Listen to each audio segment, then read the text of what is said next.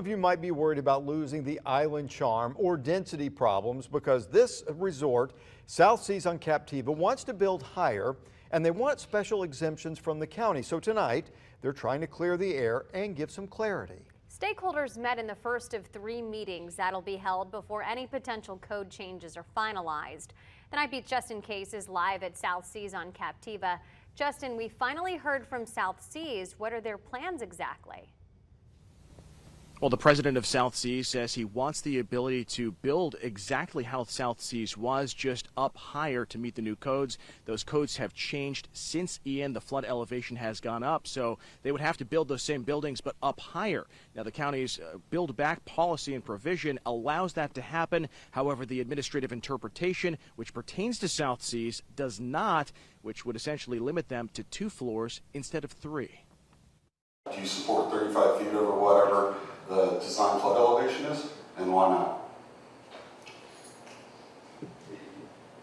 I support for South Seas exactly what everybody else on Captiva has, which is 28 feet above base flood elevation, which is 2 full floors. We learned more about what South Seas would like to do with its resort post-Ian. The president explained that over half the structures of South Seas currently include 3 livable floors, and to replace those buildings, they'd have to meet current codes, which he says requires them to raise the ground floor up 18.5 feet above the designed flood elevation. He's asking for clarification on the building codes, which comes in the form of an amendment before county commissioners. We ask questions of the county.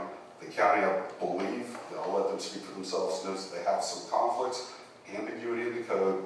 We are treated differently, and it's not just us, it's all South Seas are treated differently than the rest of Captiva Island.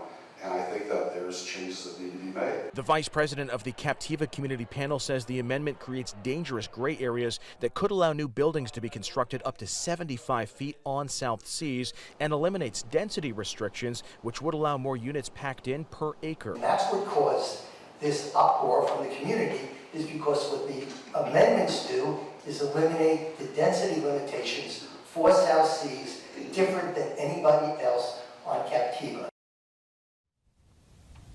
And to clarify, the president of South Seas did not bring up any proposals or plans for density changes at the meeting tonight that could be talked about at the 2 upcoming meetings. However, the changes tonight focused on the amendment that's in front of commissioners and clarifications to the building codes. Commissioner Kevin Ruane expects those changes to be presented to commissioners in September. He also expects the ownership group of South Seas to present their plans for changes at South Seas to the commissioners sometime in 2024. Live on the Night Beat, Justin Case, Wink News.